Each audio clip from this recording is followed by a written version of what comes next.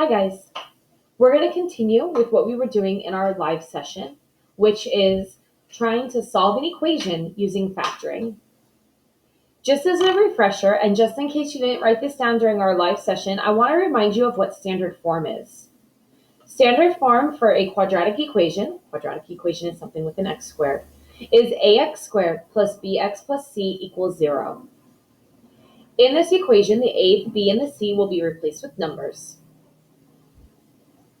It is important that your equation has to equal 0. Everything for this chapter that we're just starting always has to equal 0 for it to work.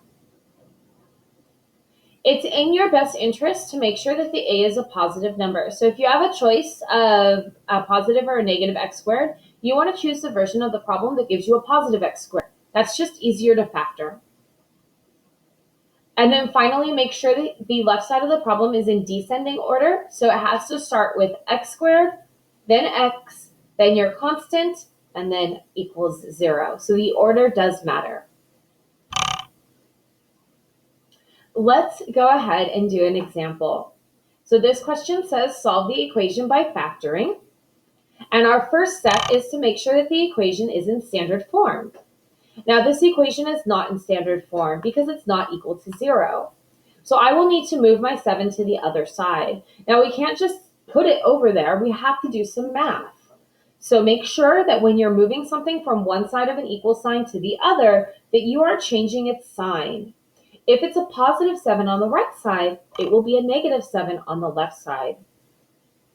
Also, make sure that you're putting all of your terms in the correct place. Remember descending order. We start with the b squared, then we have the b, and we finish up with our constant. Once your equation is in standard form, then you're going to factor the left side. Now, factoring is something that we learned 2 chapters ago. So at this point in time, I expect you to be able to factor. So I don't have the factoring on the PowerPoint. But let me do it really quick on my whiteboard, just so you can check. All right, so in this problem, it's a trinomial, so we should do x box. And we do have to actually do the box part of x box because there's a 5 in front of the b squared. So here's what I got when I did my factoring. Now again, at this point in time, you should be really good at factoring. This is our 3rd chapter where you've been required to factor. So I do expect you to be getting better and better at factoring because you've been doing it quite a bit at this point in time. Now, what I showed you on my whiteboard was just the factored version, but we have to remember that this is an equation. So after I'm done factoring, I do still need to put the equals 0 as part of the problem. Once you've factored completely, you're now ready to split it up and solve it. This is what yesterday's video was about. In yesterday's video, we were already given equations in factored form, and then we just split it and solve it. So just like yesterday, I will be splitting this problem right between the parentheses, and I will be writing 2 completely separate equations. I will solve each equation individually, and then I will get my final 2 answers. Always 2. For my first answer, I got positive 1 over 5. I added the 1 and then divided by the 5. And then for my second answer, I got negative 7. Don't forget to write your answers in your solution set.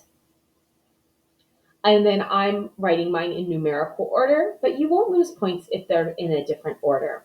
You will lose points if you got the sign wrong. So if you just took the positive 7 and said, oh, the answer is 7, then that will be considered a wrong answer because you have the wrong sign. So the signs do matter, but the order does not. I would like you to practice your factoring on your own. So please pause the video and try these 3 problems. When you're done, you can unpause the video and we can check. And we're going to check and see, did you factor correctly? And did you get the correct answers? All right, I hope that you paused the video and that you actually tried these problems on your own. The first one is actually not in standard form right now, so I am going to change the first one into standard form before I show you the factored version. To change it into standard form, I had to subtract the 2x, and I had to put it right in the middle of the problem so that it would be in descending order.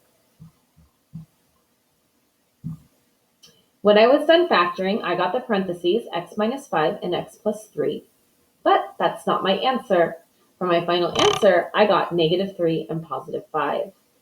Notice that the final answer has different signs than the factored version, so don't skip steps. Here is the factored version for problem 2. I factored out a GCF of the letter S. Now we did practice ones like this in yesterday's video. You split it between the S and the parentheses. The S that was a GCF is just going to give us an answer of 0. And then from the parentheses, my answer was 5/2. I subtracted the 5, and then I divided by -2.